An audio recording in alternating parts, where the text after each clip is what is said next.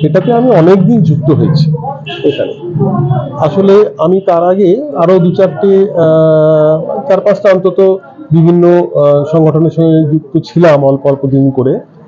এখানে আসার পর দেখলাম এই ডক্টর অভিজ্ঞান আচার্য মানে গুরুজি আমাদের, ওনাকে দেখার পর দেখলাম জ্ঞান অর্জন তো সেটা তো একটা আলাদা দিক, সবচেয়ে বড় কথা মানুষ হিসেবে ওনার উচ্চতাটাও যেমন টল ম্যান, অ্যান্ড ওনার পার্সোনালিটিটাও সেরকমই।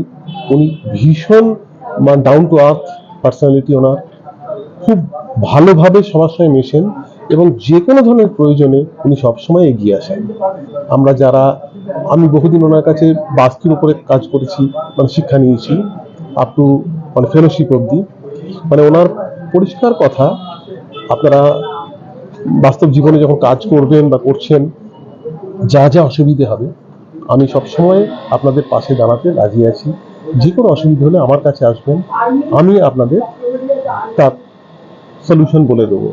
এই ধরনের এগুলো নিঃস্বার্থ কি বলবো হেল্প বলা যেতে পারে।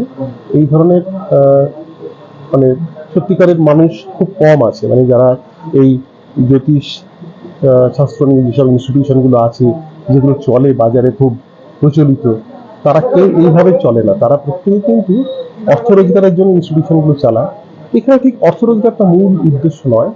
এত ধরনের ডিসিপ্লিন, এত ধরনের ব্রাঞ্চেস আছে এখানে, অথচ প্রত্যেকেই কিন্তু, আমি একা বলে নয়, প্রত্যেকটা স্টুডেন্টকে জিজ্ঞেস করলে তারা কিন্তু গুরুজি সম্বন্ধে বা গুরুমা সম্বন্ধে এক কথাই বলবেন, এরা মানুষ হিসেবে অসম্ভব ভালো, অন্য ধরনের মানুষ।